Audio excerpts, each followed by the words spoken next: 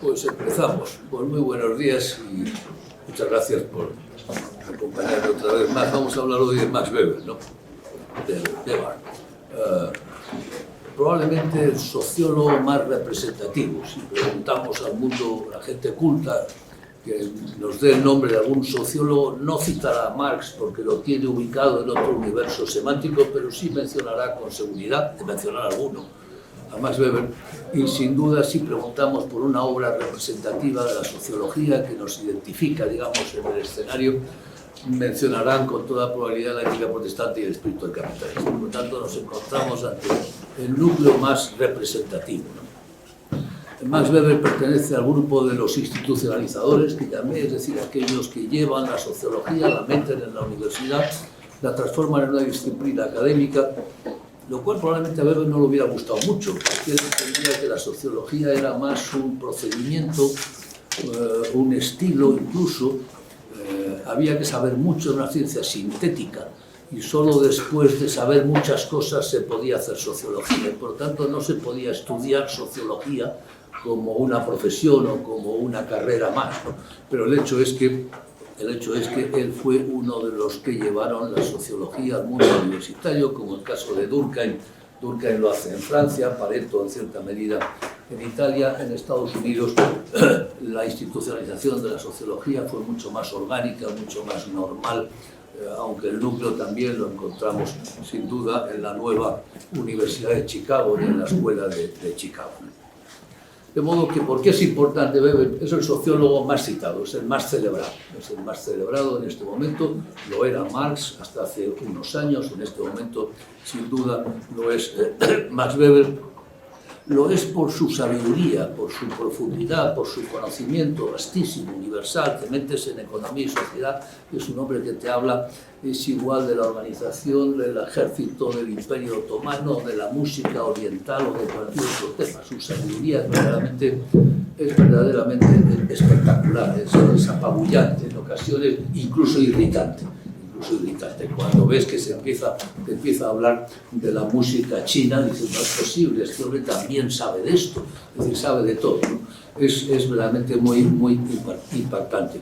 Es al mismo tiempo el creador de una escuela, de un estilo de pensamiento de lo que podríamos llamar la sociología nominalista y sociología comprensiva. Dos palabras claves, nominalismo, comprensivo, sobre las que insistiré después, que lo identifican como el inicio de un estilo, de una escuela de pensamiento, cuya idea fundamental es que las ideas forman la trama de sentido de la vida social.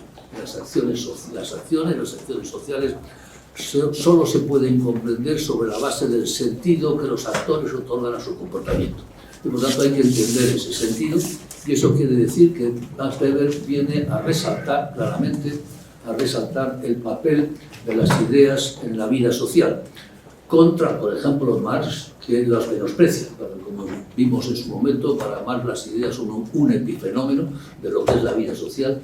No es la conciencia la que determina el ser social, sino el ser social lo que determina la conciencia, dice las tesis sobre Feuerbach. Weber le daría la vuelta y diría, cuidado, la conciencia también determina el ser social.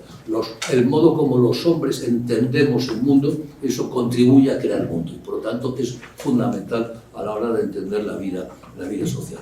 Es además, diríamos en tercer lugar, el gran teórico del poder, el poder de la burocracia y de la inevitabilidad de la burocracia como mecanismo para poder gestionar masas de individuos. Y por lo tanto, en ese sentido, la burocracia es el destino inevitable del mundo moderno, ya sea socialista, capitalista, de arriba o de abajo, es inevitable en el momento en que tratas de gestionar masas de individuos. Y esa burocracia adquiere una lógica propia.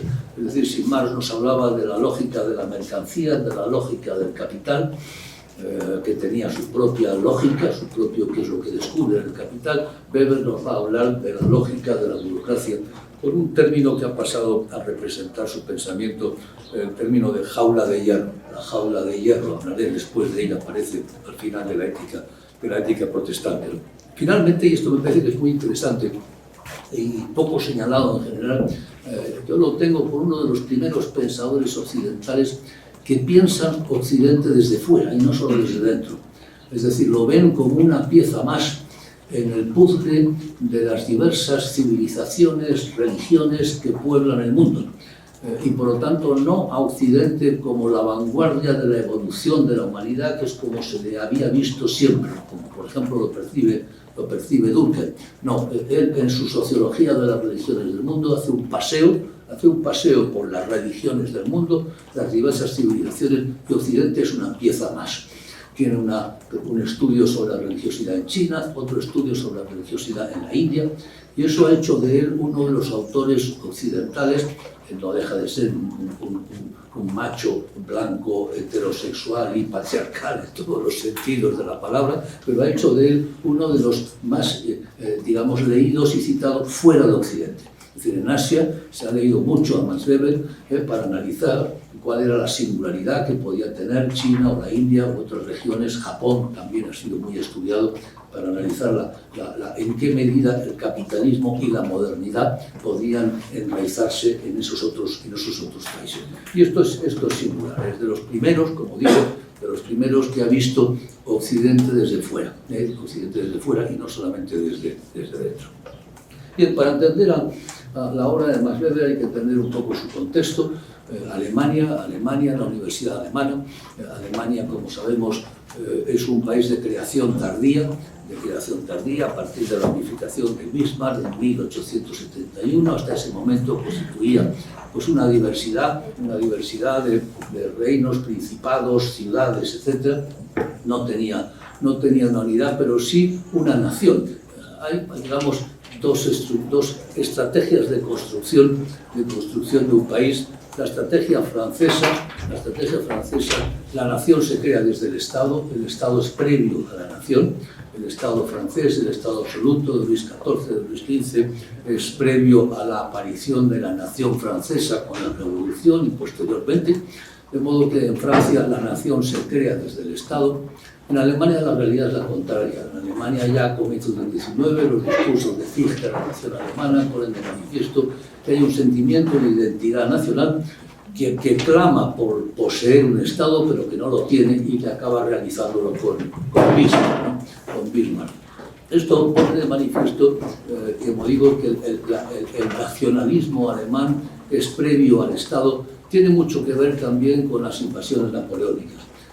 Napoleón invadió Europa, fue probablemente la Primera Guerra Mundial, la Primera Guerra Europea mundial son las invasiones napoleónicas, y esa invasión de Alemania, como ocurre en cierto modo en España, como ocurre también en Polonia y otros países, claro, Napoleón invade otros países con el eslogan de los derechos humanos, de la libertad, la igualdad y la fraternidad, de modo que todo eso acaba siendo percibido como la ideología del invasor y como una especie de ética imperialista que se trata de imponer. Y en Alemania, como ocurre también en España, hay una reacción auténtica, nacionalista, anti-ilustrada, antifrancesa, claramente antifrancesa, que va a ser el elemento de creación, el caldo de cultivo de una corriente de pensamiento que es el historicismo. Hablaré de ella con posterioridad. El historicismo, corriente de pensamiento a la que se adscribe el propio Max Weber.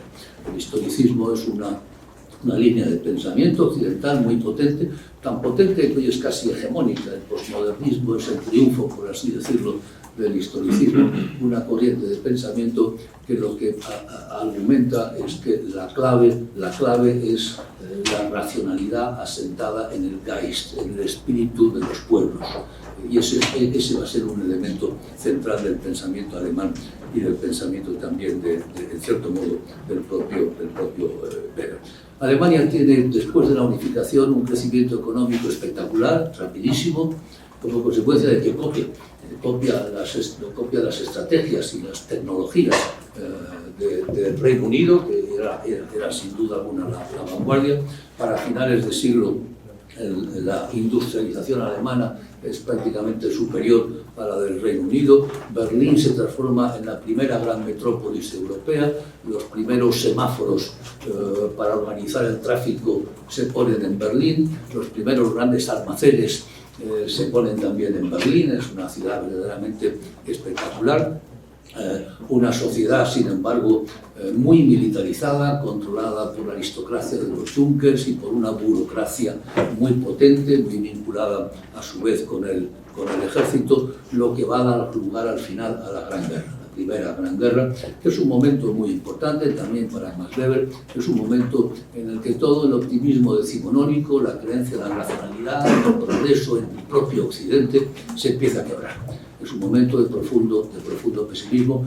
No olvidemos, por ejemplo, que el libro de Spengler, La decadencia de Occidente, más que decadencia, el habla del hundimiento de Occidente, se publica justamente después de la primera guerra mundial, ¿no? Que supone a su vez una ruptura de la paz por la llamada paz liberal, la paz por interdependencia. Alemania estaba vinculada con la economía alemana, estaba vinculada con la británica, con la francesa, es decir, había una globalización europea muy potente a finales del XIX, salta por los aires como consecuencia, como digo, de la primera guerra mundial. Salta también por los aires el internacionalismo proletario, este mensaje de la izquierda socialista y comunista, del internacionalismo proletario, prácticamente el mismo día y casi a la misma hora en el Reichstag alemán y en la Cámara de los Diputados franceses, los partidos socialistas, el SPD y el Partido Socialista francés, aprueban los créditos de guerra.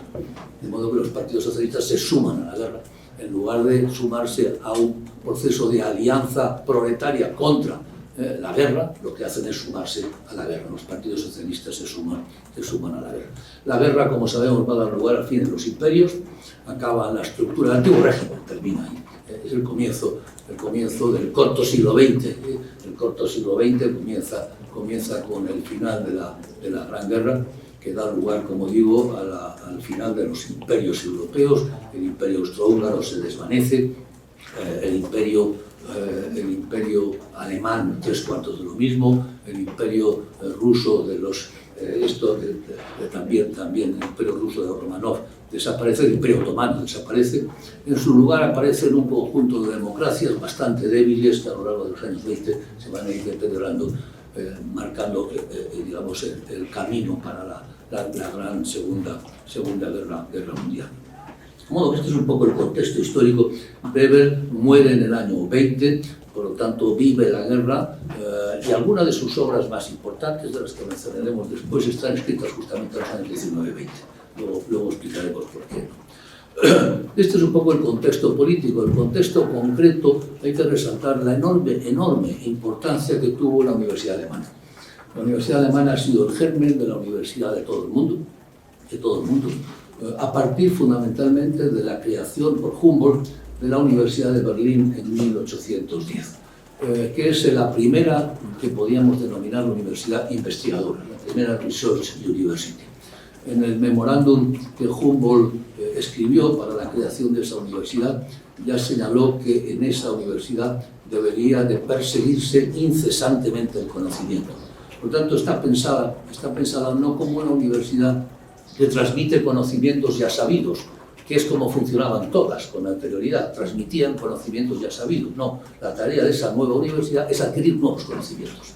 Y por lo tanto, en ese sentido, es una tarea de investigación, de ampliar los conocimientos, Eso significa algo muy importante, y es que con la Universidad de Humboldt se le ofrece un cobijo a la ciencia, un paraguas institucional. Hasta ese momento la ciencia había vivido por completo al margen de los sistemas universitarios, en todas partes. En más buena parte de los primeros científicos sociales menospreciaban a las universidades. El caso de Comtes, el caso de Spencer, es el caso del propio Marx, o gente que no tenía ningún interés en la universidad, no les ofrecía nada nuevo. Pero bien, a partir, como digo, de este momento, la ciencia se refugia en las universidades alemanas y encuentra un cobijo institucional. Y es más, aparece una figura radicalmente nueva, dos. Una de ellas es la del funcionario, digamos, el trabajador a quien se le paga para que investigue, el investigador asalariado. En la Universidad Alemana, en la Universidad de Humboldt de Berlín, a los profesores se les paga para que investiguen. Y de modo que aparece una figura radicalmente nueva, no para que transmitan conocimientos, sino para que adquieran nuevos conocimientos. Y la consecuencia de eso es que todo el sistema universitario alemán va a acabar copiando a la Universidad de Berlín para finales del siglo Las universidades alemanas son, digamos, la Atenas, la nueva Atenas se dice. Su desarrollo es espectacular.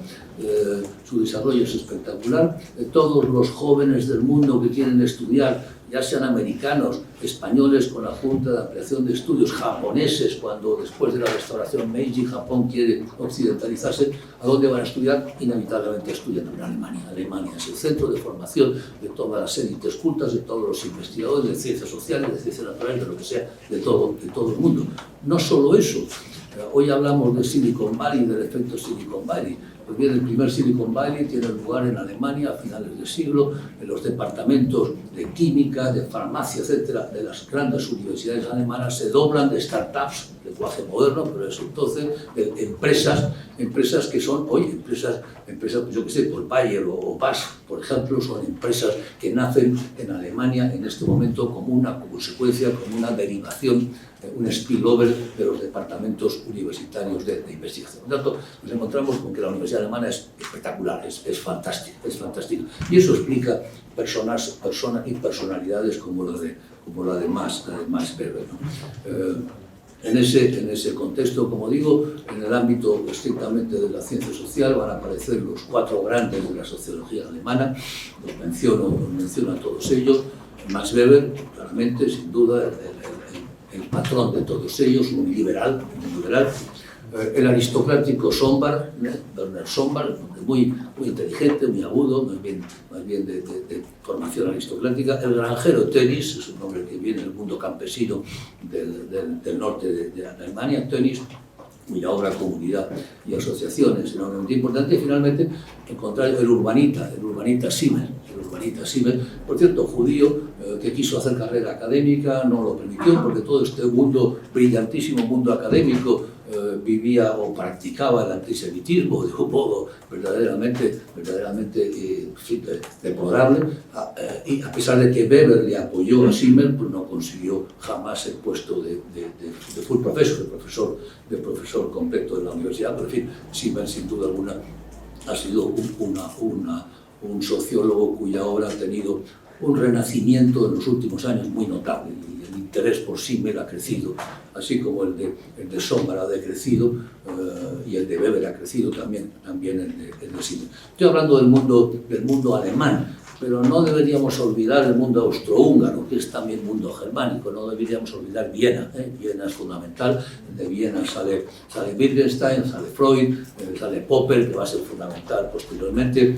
Tampoco olvidemos Hungría, Budapest. En Budapest van a salir Mannheim, por ejemplo, va a salir Lukács. Es decir, que el mundo germánico es un mundo muy potente, pero el núcleo de todo ello sin duda lo constituye el sistema universitario alemán. Max Weber es el mayor de una familia de 7 hermanos. Su padre es político, es un hombre tolerante, es un hombre, bueno, en cierto modo, un poco cínico y oportunista. Su madre, por el contrario, es una persona puritana, religiosa. La tensión entre el padre y la madre es una tensión que Max Weber vive internamente con una enorme, digamos, tensión interna. En cierta ocasión, en el año 1903, el padre se enfada con la madre, Weber toma partido por ella, rompe con el padre, y eso le causa una crisis nerviosa enorme que le impide realmente trabajar durante muchos años. La vida de Weber es una vida de una persona muy tensionada, muy dramática, muy sufriente, muy volcada al trabajo, casi una compulsión neurótica al trabajo. En buena medida la ética protestante es que la obra es casi un intento de exorcizar su propia compulsión neurótica al trabajo. Si os interesa la personalidad de Weber, y es muy interesante y es muy valiosa, os recomiendo mucho un libro de Arthur Michman que se llama La jaula de hierro. Está editado por Alianza Editorial, que es en cierto modo una psicoanálisis de Weber y de su obra, y de la propia obra de Weber, pero desde la perspectiva psicoanalítica, muy agudo, muy interesante y muy ameno. Arthur Michman, La jaula de hierro. Él es sin duda, Weber es un sabio entre sabios, ya desde pequeñito, pues es de los que leía latín, leía griego, había leído a Goethe, Kant, etcétera, a los 8, 10, 12 años, una cosa realmente formado por los mejores científicos alemanes y compañía de todos ellos, ¿no? como decía, con una compulsión neurótica al trabajo para escapar de esa tensión entre la personalidad del padre y la de la madre. Fijaros que al final el dilema que en el año 19 planteará en las conferencias de la ciencia como vocación y la política como vocación, entre la ética de principios, que es la de su madre, y la ética de resultados, que es la de su padre, es esa tensión. Es decir, esa tensión la ha vivido él íntimamente.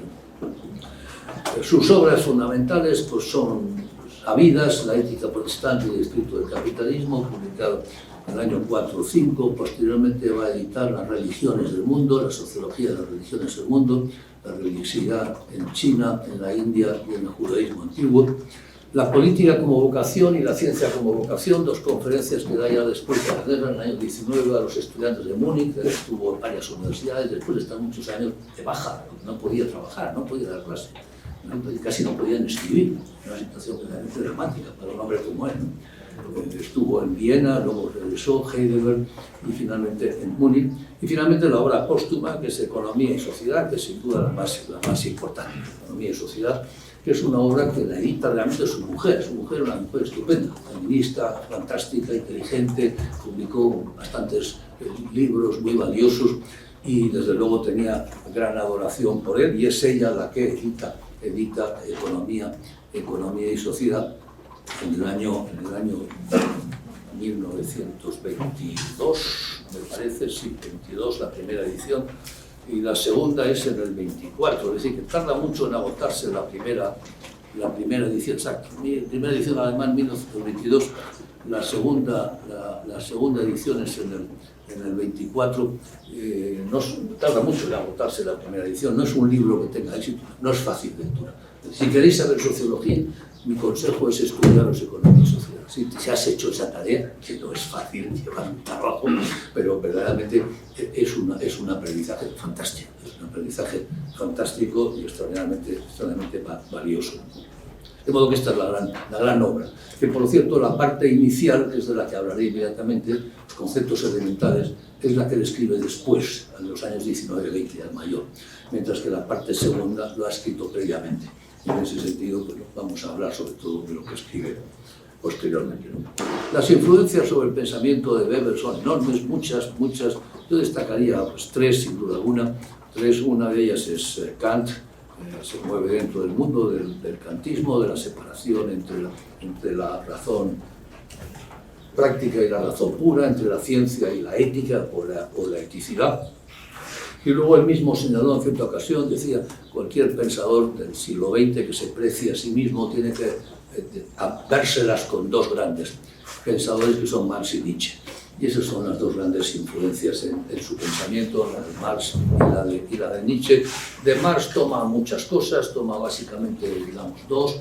Una, hablaré de ello, de los modelos ideatípicos. Recordemos que cuando hablaba de Marx decía que Marx lo que hace es pensar, elaborar modelos de la realidad. En el Capital no analiza la economía británica o alemana o francesa, sino que elabora el modelo ideal típico del modo de producción capitalista. Pues bien, esto Weber lo lleva a la categoría de metodología central, la elaboración de modelos ideal típicos de la realidad. Bueno, leer sobre ello después, ¿no? Otra idea que toma claramente de Marx es la de que generalizar la tesis marxiana sobre la separación del trabajador de los medios de producción. El trabajador se le priva de los medios de producción y se lo transforma en proletario, en obrero. Pues bien, esa lógica Weber la lleva del trabajador manual al no manual y nos explica que también el asalariado ha sido privado de los medios de administración y se transforma en un asalariado. De modo que en el espacio del trabajo no manual se produce la misma expropiación del trabajador de sus medios y aparece, como digo, la figura del asalariado. De Nietzsche la influencia es más difusa, la veremos después si tengo tiempo al hablar sobre la ética protestante, pero esta idea de desencantamiento del mundo, del desmagización, de desacralización, y al tiempo de racionalización funcional, racionalización del comportamiento y del pensamiento, y burocratización. De modo que la idea de la jaula de hierro tiene mucho que ver también con la suma, por una parte, de la lógica de la mercancía marxiana, es una jaula de hierro, más la lógica del poder y de la burocracia, que es otra jaula de hierro. Y eso le lleva, como digo, a una visión del mundo muy pesimista, una filosofía de la historia muy pesimista. En cierto modo, cuando Weber examina el mundo moderno, lo que percibe es el máximo de sensación personal de libertad combinado con un autocontrol enloquecido, profundamente irracional, ¿no? Irracional. A veces compara el mundo moderno con el antiguo Egipto.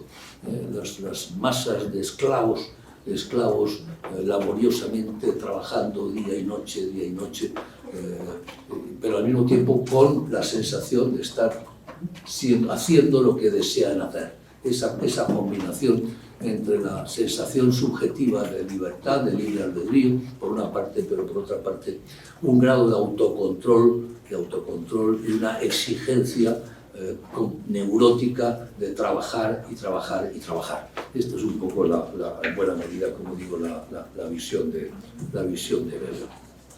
Bien, si vamos a su pensamiento, la verdad es que resumir el pensamiento de Weber es muy difícil, es enorme, es inmenso, necesitaríamos muchas clases, pero voy a limitar algunas ideas que me parecen las más relevantes, ¿no? La primera es, evidentemente, no hay más remedio que hacerlo, lo que forma parte de su teoría del conocimiento alrededor de la gestión de los juicios de valor y de las valoraciones en el campo de la ciencia. Y cómo el positivismo lo que pretende es eliminar los juicios de valor de la ciencia. El discurso científico tiene que ser un discurso objetivo, neutro, carente de valores, wertfrei, value free, libre de valoraciones. Las valoraciones son subjetivas, son irracionales. Weber matiza esto de un modo radical y es importante entender esta matización. Su punto de partida, evidentemente, es algo que comparte con el positivismo y es la posibilidad que tenemos siempre de separar un juicio de hecho de un juicio de valor. Los juicios de hecho nos dicen cómo son las cosas, en tanto en cuanto tienen referentes empíricos. Los juicios de valor se pueden acreditar como ciertos o como falsos. Si yo digo que esta aula tiene 220 metros, pues puede ser cierto o sea falso, lo podemos medir y por tanto podemos certificar que ese juicio de hecho es cierto o es falso. Aquí hay 40 alumnos o 55 o 25, pues lo podemos acreditar, son juicios de hecho. Los juicios de valor nos dicen cómo deben ser las cosas, no cómo son, cómo deben ser las cosas, y en ese sentido no son contrastables, no podemos certificar que un juicio de valor es cierto o falso. En cierto modo, los juicios de valor son irracionales. Si yo digo que los hombres y las mujeres deben ser tratados igualmente, estoy haciendo un juicio de valor. ¿Puedo acreditar que eso es así? No puedo acreditar. Es un deseo, razonable o no, que aceptaré o no aceptaré, pero no deja de ser un deseo. Y puede venir otra persona y decir, no, yo no lo creo que eso no es así. Y bueno, no hay modo de convencerle a él de que está en el error. No puedo convencerle de que está en el error. Por lo tanto, lo primero es esa clara separación de juicios de hecho y juicios de valor, y esta idea de que los juicios de valor son en última instancia irracionales. Esto es algo dramático, porque no tenemos más remedio que actuar de acuerdo con juicios de valor. No tenemos más remedio, no tenemos alternativa, pero no podemos justificarlo. Pues bien, el problema de la ciencia es que no puede ni renunciar a los valores ni incorporarlos por completo. Y ahí introduce una distinción entre lo que llama juicios de valor y referencia a valores. Juicios de valor y referencia a valores. Su planteamiento es un planteamiento que parte de una experiencia fenomenológica. En cierta ocasión dice, una frase que recuerdo, dice el flujo del devenir inconmensurable fluye incesantemente al encuentro de la eternidad. Y es nada. El flujo del devenir inconmensurable fluye incesantemente al encuentro de la eternidad. ¿Qué quiere decir con ello? Bueno, que la experiencia humana, el flujo, el devenir, el ser, es una experiencia brutal, enorme, vasta, que continúa, que sigue, y que si yo quiero estudiar tendré que seleccionar algo, porque eso no es estudiable. No es estudiable. Es un poco la metáfora de Borges de Funes, el memorioso. Recordé, no sé si habéis leído a Borges, la metáfora de Funes, el memorioso, una persona que tenía una memoria prodigiosa y que podía ver una vela, la llama de una vela ardiendo 10 minutos, y se le quedaba fijada tan claramente que para recordar esos 10 minutos necesitaba un día. Y necesitaba todo un día completo para recordar los 10 minutos de los movimientos de esa vela. Bueno, ¿eso qué quiere decir? Que si tú te pliegas a la realidad no puedes estudiarla, hay que seleccionar temas, hay que seleccionar materias. Esto es lo que llama la referencia a valores. La referencia a valores es decir, seleccionamos lo que nos parece relevante y estudiamos lo que nos parece relevante. Y de ahí los modelos ideatípicos, es construir modelos teóricos de la realidad, simulaciones de la realidad sobre aquellas dimensiones que pueden resultar relevantes. En un contexto puede ser relevante un monasterio, como ocurre en la ética protestante, o puede ser un prostíbulo, o puede ser cualquier otra situación que nos parezca relevante. Construimos modelos ideatípicos sobre aquellos elementos de la realidad que nos parecen relevantes. Y en ese sentido, Max Weber va a diferenciar los valores de la ciencia de los valores en la ciencia. Los valores de la ciencia, ¿cuáles son? Los valores a los que la ciencia responde, que son valores irracionales, si se quiere. Por ejemplo, que la verdad es valiosa, que el saber y el conocimiento es valioso. Esto, bueno, podemos decir sí o no. Nosotros estamos convencidos de que es valioso y que por lo tanto la ciencia es valiosa. Pero lo que nos está diciendo, en definitiva, la ciencia es un proyecto moral. La ciencia es un proyecto normativo. Hacemos ciencia porque pensamos que hacer ciencia es valioso. ¿Y eso lo podemos acreditar? Pues no lo sé. Podemos decir, hacer ciencia es práctico, puede serlo, pero es valioso, eso ya es otra cosa. De modo que tenemos por una parte los valores de la misma ciencia y por otra parte los valores en la ciencia. Y cuando entramos ya dentro de la ciencia misma, lo que hace Weber es diferenciar entre los juicios de valor que deben de evitarse y la referencia a valores que no es evitable en ningún caso. Los juicios de valor deben evitarse. Un profesor debe tratar de evitar de todos los modos posibles formular juicios de valor en sus clases y en sus escritos, porque los juicios de valor son irracionales, porque son subjetivos, porque no pueden ser acreditados, no forman parte del discurso empírico de la ciencia y por lo tanto hay que evitar los juicios de valor. Si no se pueden evitar, lo mejor es explicitarlos, esa es otra estrategia, explicitarlos, ponerlos por delante, estos son mis principios, estos son mis juicios de valor.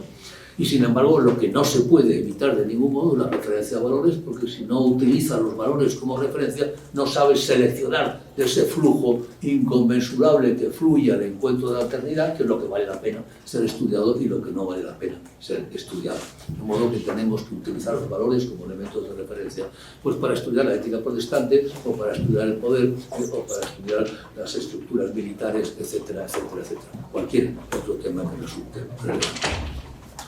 Esto es un poco, digamos, un planteamiento genérico. Cuando descendemos al campo de la sociología, decía que la característica weberiana es una sociología nominalista y una sociología comprensiva, una sociología nominalista y comprensiva. Y si Durkheim, recordemos, trabajaba contra dos enemigos, el biologicismo spenceriano por una parte y el psicologismo de Tarde por otra, y se abría camino entre la psicología y la biología y el evolucionismo, es donde Durkheim se abre camino. Weber lo va a hacer idénticamente o de modo muy parecido, abriéndose camino contra el positivismo y contra el historicismo, abriéndose camino en esos dos líneas. ¿Qué es lo que dice contra el positivismo? Dice, los hechos sociales son en última instancia hechos inteligibles. Solo comprendiendo la conducta humana la explicamos. No somos hormigas. No podemos comprender el comportamiento de las hormigas y por lo tanto no tenemos más remedio que observarlas desde fuera.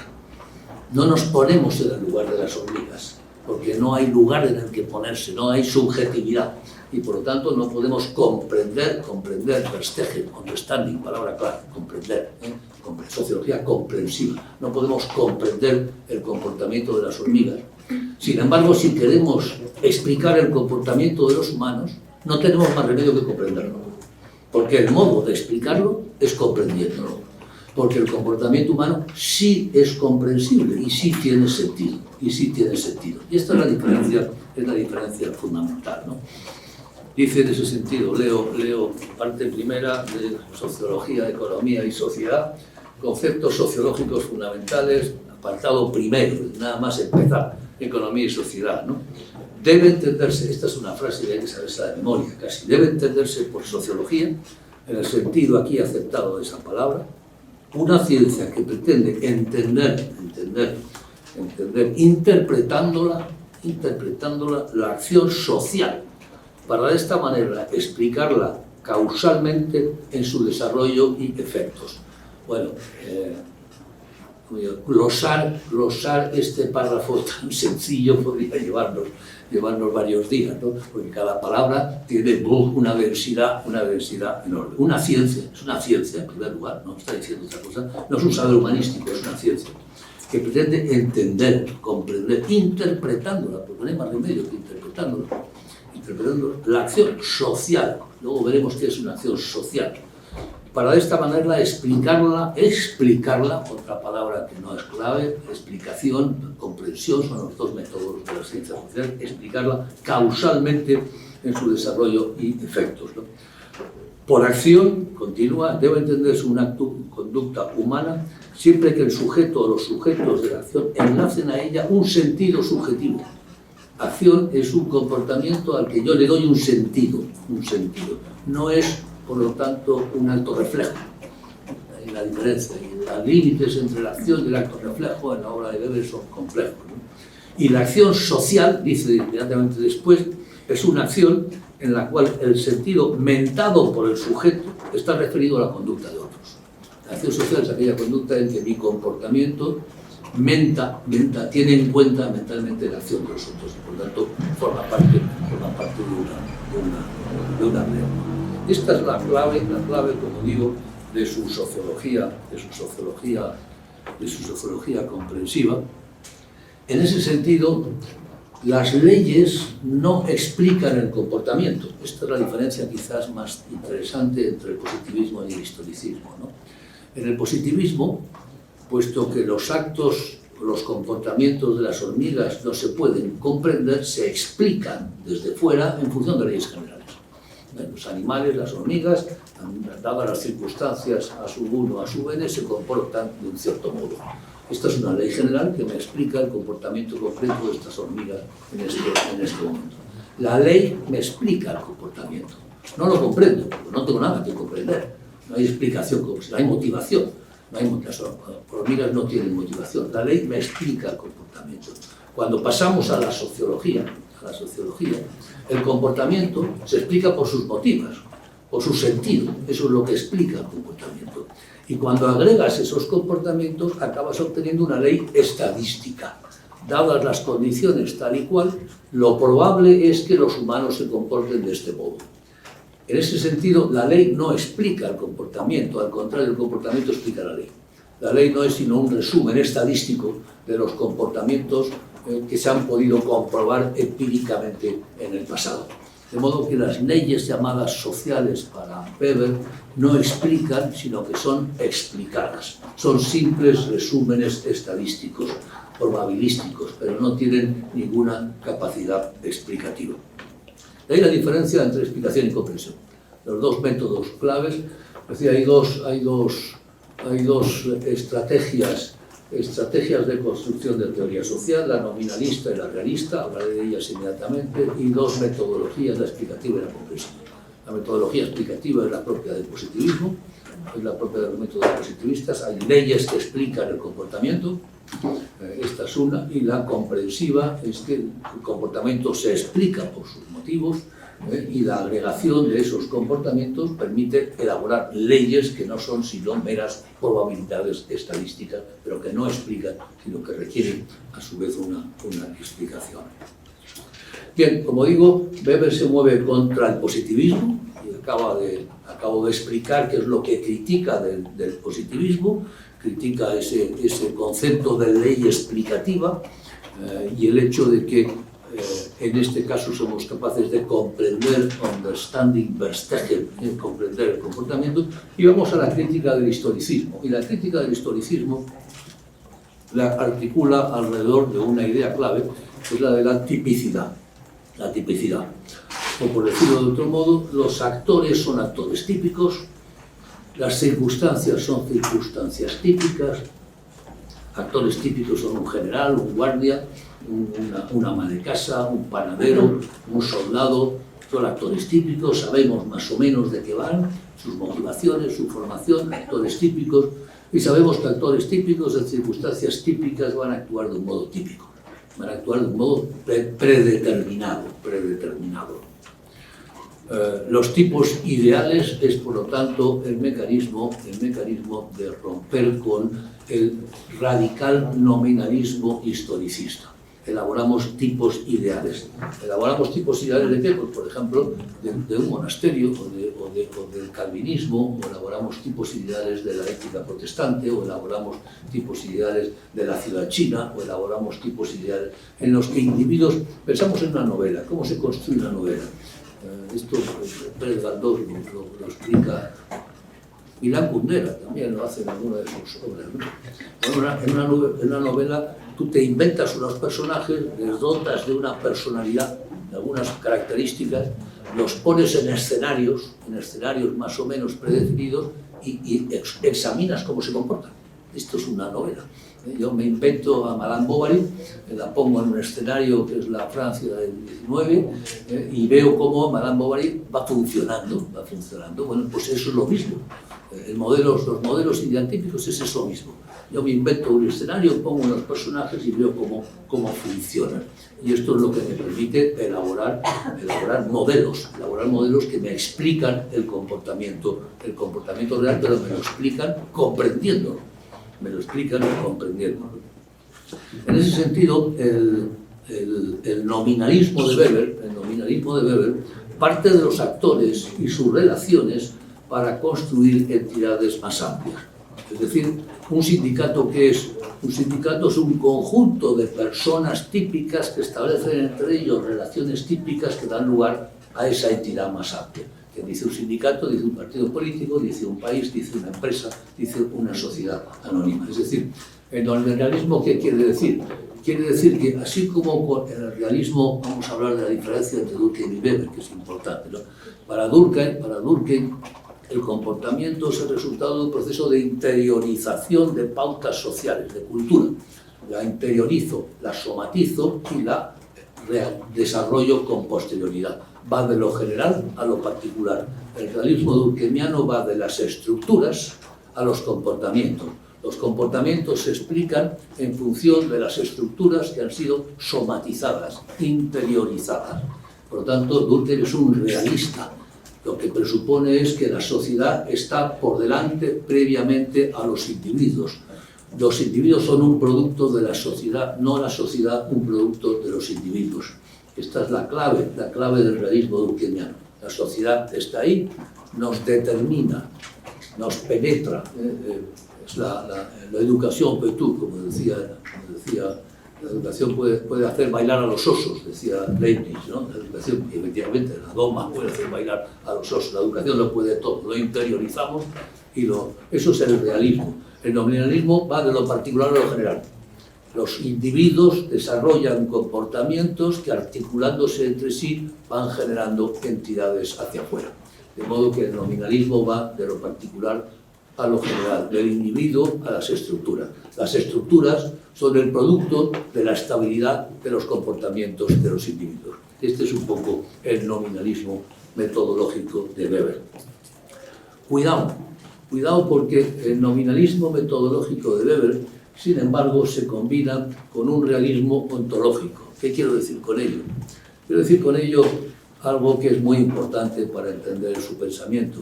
Lo veremos inmediatamente después, si tenemos tiempo, al final de la ética protestante nos dice Max Weber, los puritanos querían servir a Dios. Eso es lo que querían. Sin embargo, acabaron generando la jaula del capitalismo moderno. Eso es lo que acabaron produciendo. O por decirlo de otro modo, las motivaciones del comportamiento son una cosa, pero lo que ese comportamiento acaba generando es otra cosa, y eventualmente generan jaulas de hierro. La jaula de hierro de la burocracia, la jaula de hierro del capitalismo moderno. Eso es realismo, de modo que el nominalismo metodológico, los individuos, cada uno de ellos buscando lo que les interesa, racionalizando su vida y su comportamiento como les parece más oportuno, acaban generando otras cosas, consecuencias no intencionadas de la acción. Ya creo que mencioné este término en alguna ocasión, que para mí es el núcleo duro de la investigación sociológica. Los hombres producimos la historia, pero no sabemos lo que hacemos. Consecuencias no intencionadas de la acción. Los hombres no queremos producir jaulas de hierro, pero producimos jaulas de hierro. Que son estructuras que están ahí. De modo que el nominalismo metodológico y el individualismo metodológico, el liberalismo, por eso Max Weber es un liberal, el liberalismo metodológico de Weber no le impide en absoluto ser consciente de que eso acaba produciendo máquinas. La sociedad, como decía es el producto humano, pero no del diseño humano, como decía Hayek. Es producto humano, pero no del diseño humano. Lo hemos producido, pero no es un diseño humano. No sabemos al final qué es lo que ocurre. Y como no sabemos, la máquina que hemos producido la tenemos que estudiar. Al final tenemos que estudiar, pues está ahí. La hemos producido, pero no sabemos. Bien, esta es un poco, como vemos, la posición, no fácil, y si os metéis en las páginas iniciales veréis que no es nada fácil, posición científica del nominalismo, de la sociología comprensiva y nominalista weberiana. Sociología comprensiva porque podemos comprender el comportamiento, sociología nominalista, sociología liberal, individualista. Lo importante son los individuos, los individuos son los que generan la sociedad, pero cuidado, una vez generada la sociedad puede tener vida propia y acabar apropiándose de nosotros. Bien, también hay una diferencia interesante con el utilitarismo inglés, con las versiones economicistas del comportamiento humano que pretenden explicarlo en función, que son individualistas, que son liberales también. El utilitarismo es individualista, es liberal, es nominalista en ese sentido. El pensamiento inglés es un pensamiento nominalista siempre, e individualista. La sociología inglesa así lo es desde el principio, desde los nominalistas escoceses en el 18. Pero Weber hace una matización muy importante, y es que uno puede tratar de maximizar el comportamiento en función de los más variados objetivos. Es decir, hay muchos modos de racionalidad del comportamiento. Y una es la racionalidad económica, que pretendes maximizar, si quieres, el beneficio. Pero hay otros muchos modos de maximizar el comportamiento. Yo puedo desarrollar una conducta racional y maximizada buscando la santidad, por poner un ejemplo, o buscando el poder, o buscando la sabiduría. Y son racionalizaciones maximizadoras de mi comportamiento, pero con objetivos muy distintos del objetivo estrictamente económico. Y esto es muy importante. Es decir, los individuos no se guían únicamente por el beneficio económico. Hay muchos otros elementos, de nuevo, papel de las ideas en la vida social, papel de las ideas. Hay muchos otros elementos en virtud de los cuales pueden maximizar el comportamiento. Los puritanos maximizaban el comportamiento para servir a Dios. Eso es lo que pretendían.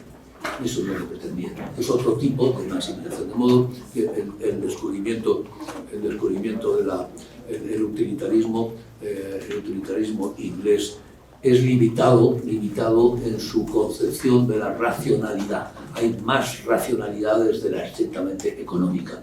Hay otros modos de racionalizar la vida. Bien, dos comentarios finales para esto. Primero, yo creo que lo que es importante es que Weber abre la subjetividad. Es el primero que nos abre la caja de la subjetividad, nos invita a entrar dentro. Sociología comprensiva es eso. Hay que comprender el comportamiento de los sujetos. Es cierto que en términos ideatípicos, pero hay que comprenderlo, que es deriva, es un camino muy distinto al del positivismo, que menosprecia las motivaciones de los sujetos, y la psicología no nos interesa, en el fondo no saben por qué hacen lo que hacen. El caso de Durkheim, cuando habla del suicidio y las tasas de suicidio, mire usted, cada suicidio individual tendrá una explicación psicológica, las tasas de suicidio no. Las tasas de suicidio, a mí no me interesa la psicología para explicar las tasas de suicidio. Por lo tanto, el suicidio como tal es un fenómeno sociológico y no psicológico. Esto es lo que nos dice Durkheim. Aquí estamos abriendo la subjetividad. Y esto es algo muy del pensamiento de finales del 19, comienzos del 20.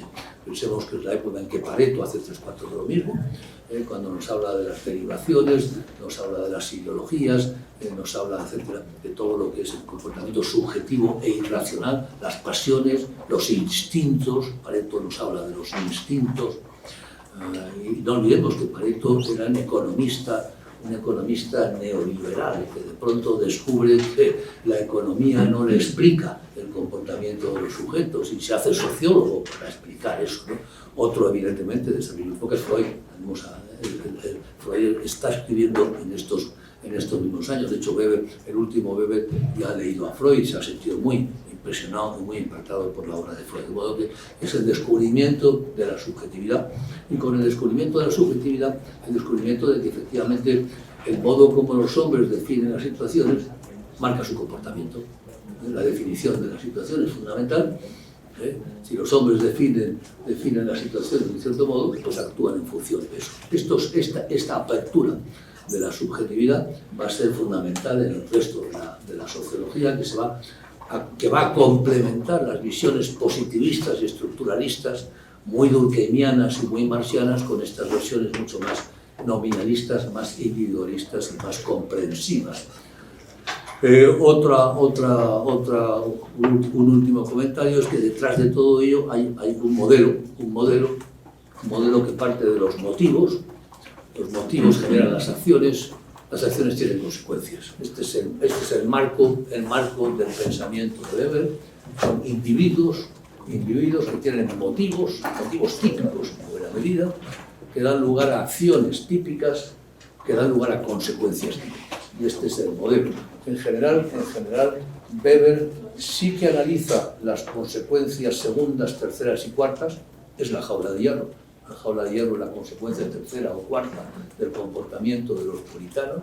No analiza, sin embargo, lo que hay detrás de las motivaciones. ¿Por qué ciertos individuos tienen ciertas motivaciones típicas?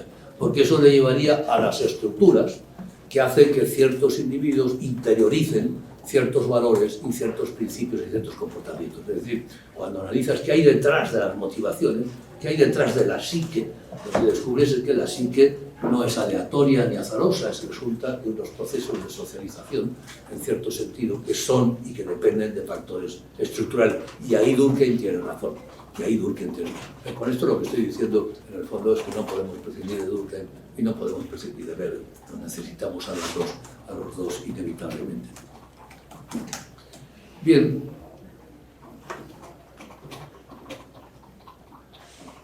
Todavía tengo un poco.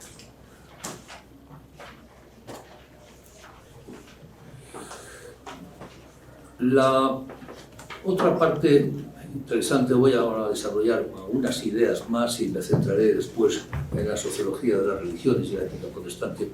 Bueno, una cosa es la sociología de la acción social y la tipología de las acciones sociales, que tiene mucho que ver con la distinción entre la ética de principios y la ética de resultados. Como sabemos, Weber identifica 4 tipos de acción: racional con arreglo a valores. Lo que pretende es desarrollar principios, desarrollar valores a partir de una cognición, la ética de la cognición.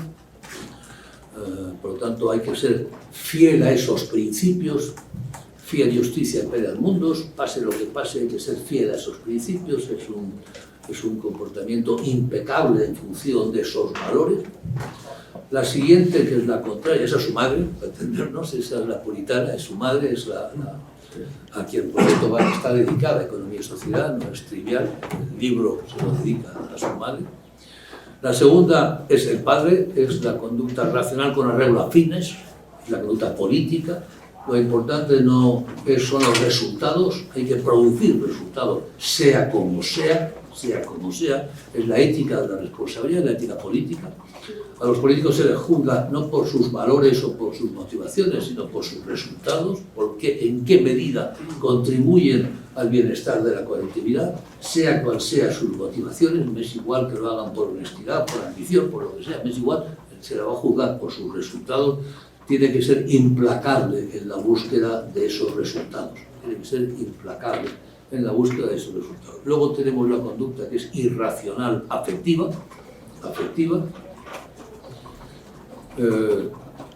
que deriva de una ética de los sentimientos, y finalmente un cajón desastre, que es la que es tradicional, irracional, pero tradicional, la ética tradicional, que está basada en los hábitos y en las tradiciones. Esta tipología le permite establecer una dinámica. La dinámica es el paso o el crecimiento de la racionalidad instrumental con arreglo a fines.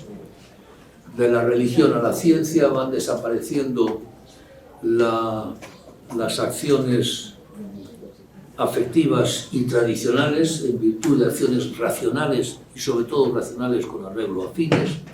De la religión a la ciencia, en definitiva, de la religión a la ciencia, del liderazgo carismático, del liderazgo a la burocracia impersonal, en la ética, frente al caudillismo, en la rutinización del carisma que da lugar a la burocracia impersonal, ¿no?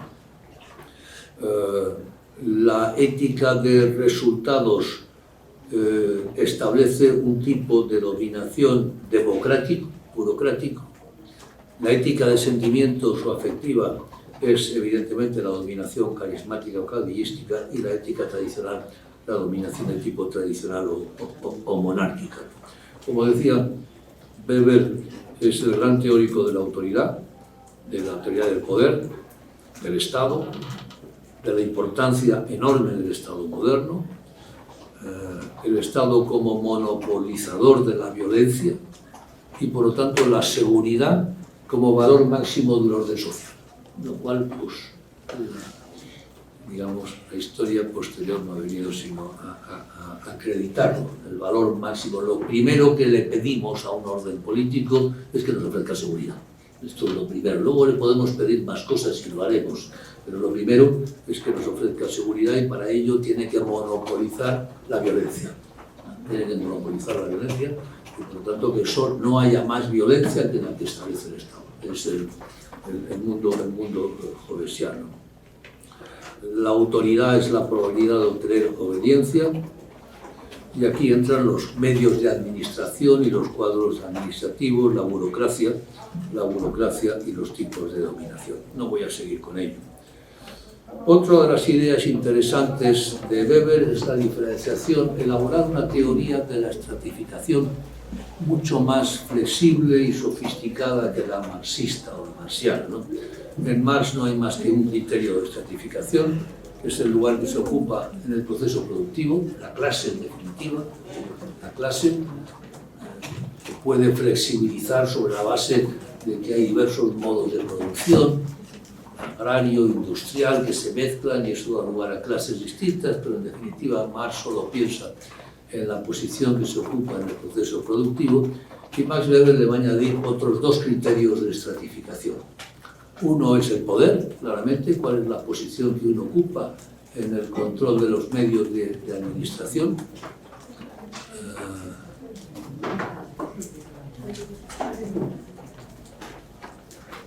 La política define posiciones de privilegio que no tienen nada que ver con la clase social.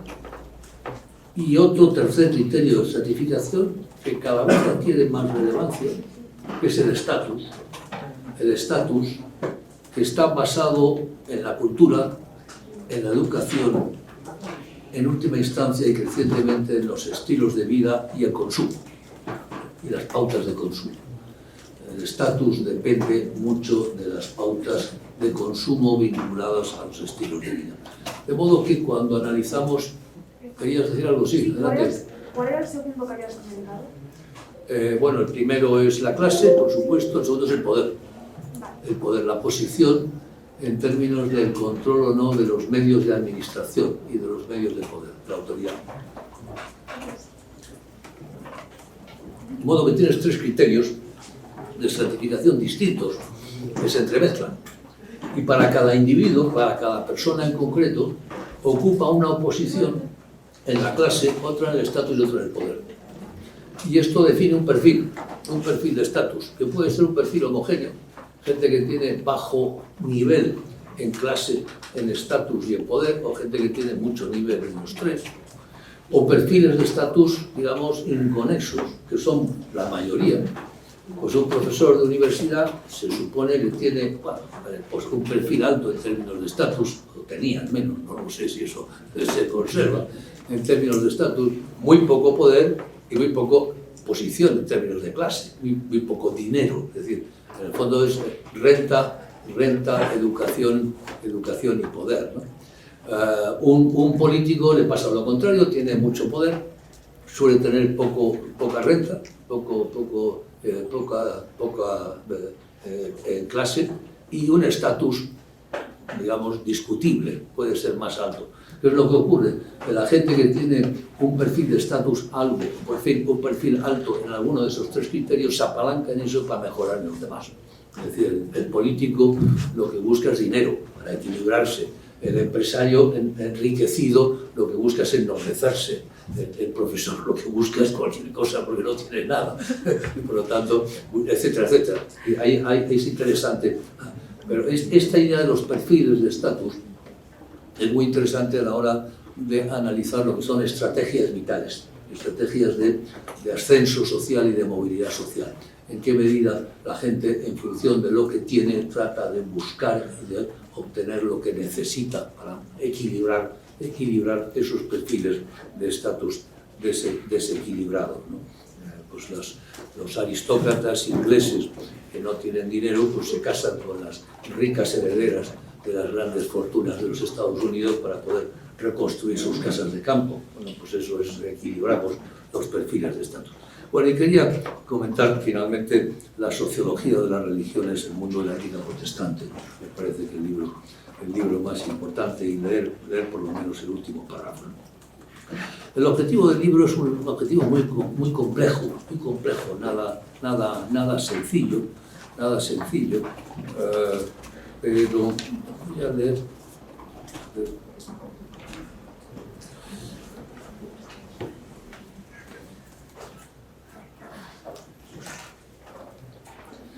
Dice al comienzo, ¿no? Lo primero que interesa es conocer las características peculiares del racionalismo occidental. En el fondo es un libro sobre la racionalidad occidental y dentro de del moderno, explicando sus orígenes. Es decir, el objetivo es la génesis del racionalismo occidental. Y dice, si este trabajo nuestro sirve para algo, lo será por lo menos para descubrir el múltiple sentido del concepto aparentemente unívoco del no racional, que aludía anteriormente, ¿no? Y más adelante dice, como lema de toda investigación, en torno al racionalismo debería figurar este sencillo principio, que es posible racionalizar la vida desde los más distintos puntos de vista y las más variadas direcciones. Es un concepto del racionalismo histórico que encierra un mundo de contradicciones. Necesitamos investigar de qué espíritu es hijo aquella forma concreta del pensamiento y la vida racionales que dio origen a la idea de profesión. El concepto que articula todo el libro es un concepto que es el de profesión, Beruf, vocación. Beruf es un término alemán. La palabra vocación es la vocación, es la llamada para ocupar una tarea en el mundo. La vocación puede ser para vocación religiosa, o vocación de juez, o vocación de médico, o vocación, en el fondo, es la idea de un destino casi sagrado a realizar en el mundo, como una profesión, como un trabajo. Y esto es un poco la idea central de cómo el protestantismo luterano primero y calvinista después van a romper con la idea del ascetismo extramundano. ¿Qué es el ascetismo extramundano? Es la actividad laboriosa, metódica, racional, rutinaria, en los claustros, fuera del mundo, fuera del mundo. Ese ascetismo extramundano fuera del mundo llegó a controlar el mundo, porque tuvo ese impacto, pero con el protestantismo sale de los claustros y se instala en ascetismo intramundano. Es actividad ascética, pero no fuera del mundo, sino en el mundo. Y ahí el concepto de Beruf es la clave. Beruf es la profesión, la llamada a realizar una actividad en el mundo, llamada sagrada. Y por lo tanto, según Lutero, estamos obligados a ocupar ese lugar que nos corresponde. Y esa es nuestra vocación, nuestra llamada, nuestra vocación. De modo que el luteranismo te invita a la laboriosidad en el mundo, no fuera del mundo. Eso era el catolicismo contemplativo, no fuera del mundo, a la laboriosidad en el mundo, pero en tu sitio, aquel para el que has sido llamado. Y el protestantismo ascético, el calvinismo, a romper con esa limitación y establecer como principio que el ganar dinero es lo mejor que puedes hacer en la vida y es la garantía mayor de que eres uno de los justos. Frente a la predestinación, el modo de saber si eres una persona selecta y seleccionada es que has sido capaz de triunfar en el mundo ganando dinero. Pero cuidado, dentro de un comportamiento ascético, no para disfrutarlo, sino para reinvertirlo, gratificación diferida, ascetismo. De modo que este es un poco el esquema del libro, en el que, como veis, ahí se mezclan las tesis sobre el deber profesional con los orígenes de la ética capitalista, gratificación diferida, laboriosidad, trabajo rutinario, disciplina, etc., con el tema de la racionalización del mundo, que es una racionalidad irracional, nos dice Weber en muchas ocasiones. Cuidado, esto es un comportamiento racional en el mundo, pero pensado desde la distancia es profundamente irracional, como dice al final de la obra que voy a leer, ¿no?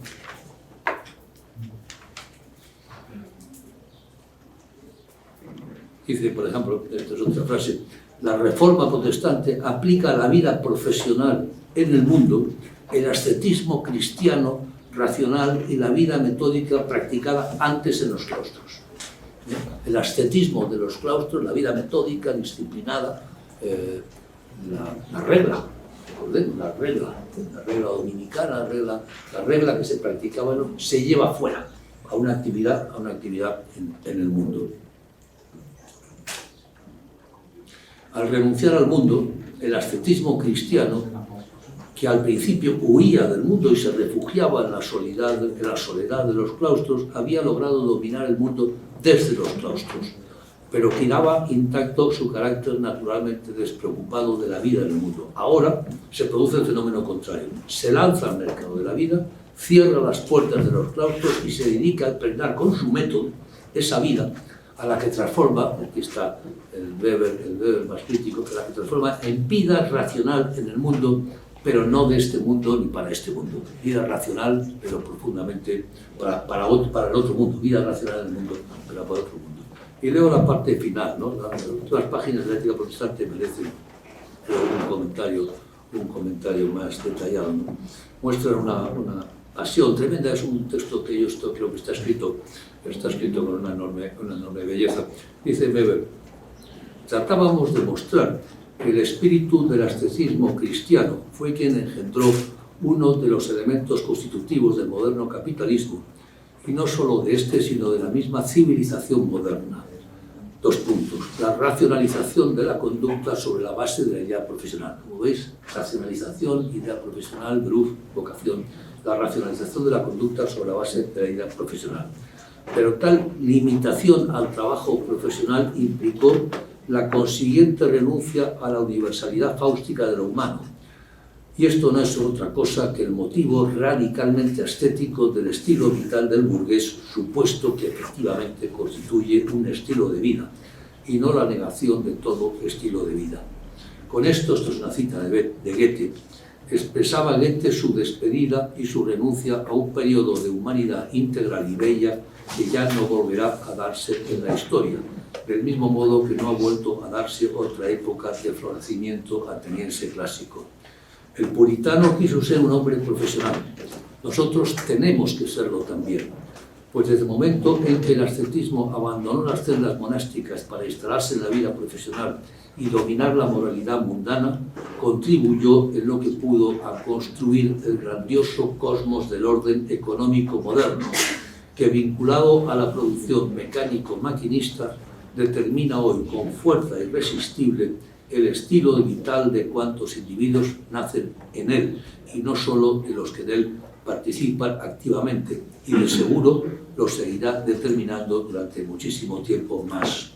A juicio de Baxter, un puritano, la preocupación por la riqueza no debía pesar sobre los hombros de sus santos más que como un manto sutil que en cualquier momento se puede arrojar al suelo. La fatalidad hizo que el manto se trocase en férreo estuche, el manto se trocase en jaula de hierro. El ascetismo se propuso transformar el mundo y quiso realizarse en el mundo. No es extraño, pues, que las riquezas de este mundo alcanzasen un poder creciente y, en último término, irresistible sobre los hombres como nunca se había conocido en la historia. Esto es una frase muy beberiana, como nunca se había conocido en la historia. El estuche ha quedado vacío de espíritu, quién sabe si definitivamente. En todo caso, el capitalismo victorioso no necesita ya de apoyo religioso, puesto que descansa en fundamentos mecánicos. Como veis, es una visión del mundo muy nietzscheana, muy marxiana, nietzscheana, muy pesimista, realmente pesimista, muy crítico, no muy crítico. Bueno, la ética protestante, como señalaba, es la primera parte de una tetralogía de religiones del mundo, que se continúa con la religiosidad en China, la religiosidad en la India, y la última es el judaísmo antiguo, ¿no? En las cuales va analizando los elementos, es decir, si el argumento es el protestantismo ascético, el ascetismo extramundano ha sido el elemento que ha dado lugar a la máquina del capitalismo moderno, no podemos tener capitalismo racional si no se ha producido protestantismo ascético, y no podemos tener protestantismo ascético si no se ha producido capitalismo racional. Y esto es con lo que juega, y lo que analiza es China, India y el judaísmo antiguo, para ver si en esos hay elementos comparables o del capitalismo moderno o del protestantismo ascético. Y va analizando cada uno de ellos en concreto. En el caso de China, por ejemplo, el papel fundamental que ha representado la familia, el papel fundamental del mandarinato manteniendo un pensamiento mágico, la burocracia de los mandarines, o en el caso de la India, la huida del mundo, las castas. China es una acomodación al mundo, la India es una huida del mundo, y al final acaba con un cuadro que en fin, Habermas elaboró más detenidamente entre lo que es una actitud activa o una actitud pasiva. La actitud activa es la ascesis, la pasiva es la mística, y una negación del mundo o una afirmación del mundo. Y ahí tienes los 4 casos. En la hoja que voy a distribuir aparece claramente el cuadro. Dominación del mundo, huida del mundo, acomodación del mundo o contemplación. Son las cuatro alternativas que va a exponer. Termino con algunos comentarios muy genéricos sobre la influencia de la obra de Weber. La obra de Weber, que fue inicialmente escasa, es decir, que escasa, en buena medida debido a lo que llamé en su momento el destino desafortunado de las llamadas terceras vías, aquellos pensadores que no eran ni marxistas ni antimarxistas. Durante el largo periodo del consenso escindido entre capitalismo y socialismo, entre marxismo y antimarxismo, que es el corto siglo XX, digamos 1917 al 89, 91, durante ese periodo, especialmente hasta el 68, las terceras vías, aquellos que ni eran marxistas ni eran tampoco antimarxistas, pues interesaban escasamente y se leían poco. De modo que durante mucho tiempo Weber fue un sociólogo, no digo menospreciado, pero sí poco valorado, hasta que efectivamente con la crisis del marxismo y con la crisis del funcionalismo de pronto se redescubrió Weber, y en los últimos medio siglo, como decía, ha sido conjuntamente con las terceras vías. Le pasó, por ejemplo, lo mismo a Norbert Elias, otro gran sociólogo, cuyas obras sobre el proceso de civilización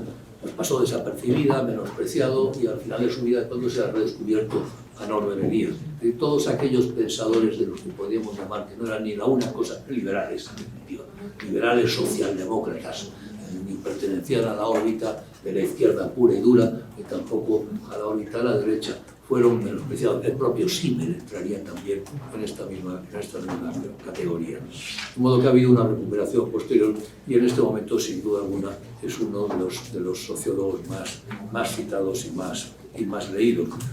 Puedo recordar el año, a ver qué figura en el año, hubo un sondeo que se hizo interesante en Montreal, tengo por aquí. En Montreal hubo un congreso de sociología relevante. Está por aquí, está por algún sitio. Hubo un congreso de sociología en el que se preguntó a los asistentes, una pregunta muy inteligente, cuáles eran los sociólogos del siglo XX que habían sido más relevantes en su obra como sociólogo, en sus investigaciones como sociólogo. Y con eso se elaboró, por así decirlo, el top 10 de la sociología del siglo XX. El resultado lo tengo por algún sitio, pero en fin, lo recuerdo de memoria. El número uno de ese resultado era La ética protestante y Espíritu del capitalismo, la obra que había sido más influyente en la sociología del siglo XX. Y la número 3 era Economía y Sociedad. Acabo de encontrarlo. Quiero decir que era el único autor que tenía dos. Aquí está. No, perdón, la número 1, esto es datos de la encuesta de Montreal. El número 1 era Max Weber, Economía y Sociedad, no la ética protestante, con 96 votos. La segunda es Wright Mills, y la cuarta era de nuevo Weber, La ética protestante y el espíritu del capitalismo, con 47 votos. La tercera Robert Merton, la quinta Berger y Luhmann. Pero bien, como veis, el único autor que tenía dos obras entre las más reconocidas de la sociología del siglo XX. Yo creo que sin duda alguna es el autor con más. Si leo la lista, no tiene color. Sin duda, pues Pierre Bourdieu ha subido mucho, en Norbert Elias, Habermas es muy citado, Parsons ya no lo cita nadie, Parsons ha sido claramente olvidado. Erving Goffman tiene un reconocimiento, pero más bien secundario. George Herbert Mead, 3/4 de lo mismo. Durkheim sí, pero no tanto como Max Weber. Es en ese sentido, como señalaba, el sociólogo más reconocido y un poco el icono de todos nosotros. ¿Tú querías? Adelante. Sí, no, que no quise interrumpirle antes. No, dime. Pero evidentemente son suposiciones, pero quería preguntarle lo que usted piensa acerca de lo siguiente. ¿Cree usted que Weber vería el utilitarismo como lo que usted llamó el espejo de la producción de Marx? Bueno, la estás combinando, me estás llevando a bodrillar con el utilitarismo. Lo metería ahí.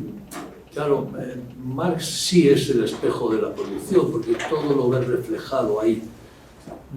No sé si diría el espejo de la producción, pero el espejo del mercantilismo, el espejo de la mercancía, quizás sí. Es decir, el utilitarismo sí ve el mundo a través de la lógica de la producción, el consumo, el mercado, la mercancía. Y creo que esa es la crítica weberiana, claramente, toda la que lo di anteriormente, que usted, que hay otros muchos modos de racionalizarla. Hay gente que no quiere hacerse rica, es así de elemental. Hay gente que lo que quiere es ser santa, o quiere ser sabio, o quiere ser poderoso, o quiere ser un gran escalador, y racionaliza su vida para conseguir ser el principal escalador que sube los 8.000. Hay muchos modos de racionalizar la existencia distintos, ¿no? Y en ese sentido, el utilitarismo tiene una visión pobre de la realidad humana. Es más rica la visión que te aporta el historicismo y concretamente Max Weber. ¿Alguna otra pregunta? Adelante. En los tipos de legitimidad política que desarrolla Weber y como ha comentado la definición de Estado que da, ¿A qué se cree que haya sido como un elemento tan imprescindible para poder entender cómo se sustenta la legitimidad de un gobernante? Que alude tanto a la legitimidad carismática, que parece un elemento, resalta 3 aspectos que considero que sí que son esenciales o son visibles en cualquier tipo de gobierno. ¿A qué cree que los desarrolla él y no se hubiesen desarrollado antes? ¿A qué creo que los desarrolla él y no se ha desarrollado antes? ¿A qué factores considera que...? Yo creo que es que no, bueno, yo creo que es que no se había tematizado el poder de verdad hasta hoy, la relevancia del poder. Quizás porque con anterioridad el poder era mucho más difuso y él se encuentra con la burocracia prusiana y con el aparato militar prusiano y por lo tanto con un Estado y con una burocracia sólida, que por cierto también la tenía el Imperio Austrohúngaro, como relata Stefan Zweig, ¿no? Es decir, que él lo tiene delante y en ese sentido tematiza eso. Y bueno, y lo que nos habla cuando está hablando de los diversos tipos de dominación, la carismática o caudillística, la burocrática, la tradicional y monárquica, son las 3 formas que tiene delante. Las 3 formas que tiene delante. Él tiene la tradicional y monárquica, pues, el imperio guillermino, es una monarquía absoluta, etcétera. Tiene la burocracia y tiene líderes caudillistas emergiendo por todas partes, entre otras cosas, por ejemplo, en Rusia y en otros lugares. De modo que en el fondo lo que hace es tematizar lo que tiene delante. Y no excluyamos, por supuesto, la enorme, vasta, abrumadora cultura histórica que que le permite, bueno, pues, sobre la cual se basa los modelos sultanísticos, etcétera, sobre los cuales construye su teoría del poder. Bueno, es un hombre que la tiene delante y la tematiza. Para Marx era mucho más, en la época de Marx eso era mucho más blando. Estamos hablando de mitad del 19, pero Weber tiene la burocracia prusiana y el Estado prusiano, que es un Estado bien potente y bien organizado.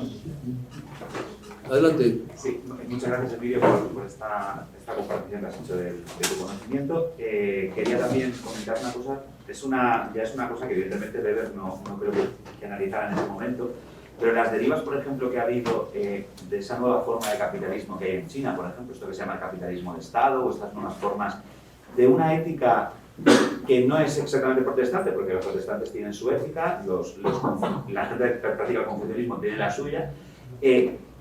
¿No existen formas alternativas de racionalización que nos llevarían a un sistema que sería ligeramente distinto de lo que aquí ha dado el capitalismo en Occidente? Es decir, porque cuando uno ve el sistema en China o cuando uno ve cómo se entienden las cuestiones... Es que el otro día hablaba con una persona china y me contaba eso de no, hay que trabajar mucho, hay que hacer dinero, el dinero, no sé qué, y veía un pozo de esa idea protestante, pero sin el protestantismo de fondo, con otra ética distinta, con una idea más en creencia en la colectividad, otras cosas, pero también racionalización, al fin y al cabo. El pozo, no sé si es universal esa racionalización, pero... No lo sé, el caso de China es un poco la gran incógnita, ¿no? En este momento hay una incógnita, bueno, hay otras incógnitas que no te interesan, pero esta es muy relevante porque si nos descuidamos, pues dentro de 30 años tendremos que aprender chino todos, o tendréis que aprender chino, entonces, no, pero es evidente que el futuro de la humanidad va a estar marcado en buena medida por lo que ocurra en el interior de China. Uno tiende a pensar que al fin y al cabo los humanos somos igual en todas partes, y es verdad, tenemos narices, ojos, nos reímos, nos gusta divertirnos, yo qué sé, en el fondo la naturaleza humana es idéntica, pero no del todo, y no podemos asegurar que efectivamente la individualidad china, el peso de la familia, el peso de la colectividad, el acomodarse al mundo. La religiosidad en China ha sido siempre intramundana, lo que llaman son religiones sapienciales que te enseñan a acomodarte a vivir en el mundo, y esa religiosidad blanda, soft, sin trascendencia, perfectamente inmanente, es muy acorde con esto que estabas tú mencionando. Oye, pues hagámonos ricos, lo que dijo Deng Xiaoping, le dijo, oye, enriquezcámonos, porque ¿por qué no? Está muy bien, vamos a hacer dinero, y se han lanzado a ello. Bueno, eso encaja perfectamente con esta lógica de capitalista, de racionalizar la vida en función de ganar dinero. Eso es utilitarismo puro, no es otro utilitarismo, es utilitarismo puro. Pero lo que no sabemos es si eso va más allá, es decir, si eso es compatible eternamente con un Estado totalitario, que ya China es un Estado totalitario, ya ha dejado de ser autoritario, ha regresado a Mao, ha regresado a ser totalitario con Xi Jinping, si eso es compatible o no lo es. O no lo es, quiero decir que hay algo que yo creo que sí que es universal, es que todos los hombres no pedimos libertad, me parece una palabra muy abstracta, pero sí dignidad, respeto. La gente quiere ser tratada con respeto. Y cuando no eres tratado con respeto, o tu padre, o tu madre, o tu hermano, o tu amigo no es tratado con respeto, eso lo resientes, ¿no? Los sistemas totalitarios no tratan con respeto a nadie, lo estamos viendo en este momento con la pandemia, es una cosa vergonzosa, van por la calle y les echan unas cosas, los cogen a los niños y se los llevan, es una brutalidad el trato que recibe la gente. Es evidente que no les gusta, es evidente que no les gusta, es evidente que eso no le gusta a nadie, y por lo tanto habrá reacción frente a eso, sí puede haberla. Por lo tanto, hay una lógica económica que efectivamente proporciona legitimidad. Si el país sigue creciendo al 10%, al 8%, si resulta que los antiguos campesinos que vivían en condiciones de miseria pues pasan a integrarse en la clase media, eso proporciona legitimidad al sistema sin duda alguna. Pero no, yo creo que no indefinida. No indefinida. Si ese sistema maltrata, menosprecia a la población, tendrá problemas. Yo creo que tendrán problemas y acabarán pidiendo respeto. Y cuando pides respeto y dignidad, pues al final, oye, inevitablemente derivas hacia sistemas democráticos, entre comillas. Yo les he visto justificar ese totalitarismo en base a la racionalización. Claro, es que cuando hablas con ellos te dicen, no, es que esto es racionalización. O sea, que la gente hay una pandemia, todos en su casa, el que no salga, palo. Sí, sí, bueno, es que ellos lo que piensan es que este es el mejor modo para salir de la pobreza, alcanzar posiciones de bienestar y por lo tanto, pues lo que se llamaron en los tiempos clásicos del tardofranquismo las dictaduras para el desarrollo. Es una dictadura que se acepta en tanto en cuanto proporciona las condiciones para un crecimiento económico y por lo tanto para el desarrollo y la huida de la pobreza, de la que todo el mundo quiere huir de la pobreza y está dispuesto a pagar un precio alto por ello. Pero una vez que eso ya se ha conseguido, insisto, yo creo que la gente pide ser tratada con dignidad y por lo tanto eso en todas partes y yo creo que también allí. Hay otro problema y es que además la compatibilidad entre totalitarismo y economía de mercado es muy deficiente. Cuando tú tienes una economía de mercado en un marco político totalitario, eso lo que da lugar es a cantidades ingentes de corrupción, ingentes.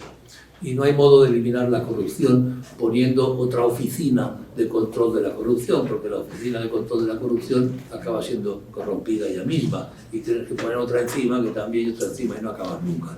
El único modo de eliminar la corrupción, eso está acreditado, es la libertad de prensa y por lo tanto la transparencia. No hay otro modo y eso requiere estructuras democráticas, ¿no? De modo que es muy posible que democracia y mercado van juntas. No tienes un mercado medianamente eficiente si no tienes un sistema democrático y a su vez si tienes democracia necesitas economía de mercado. Y hay un tercer elemento y es que tampoco tienes ciencia, ni creación científica, ni creatividad, ni innovación en un sistema totalitario.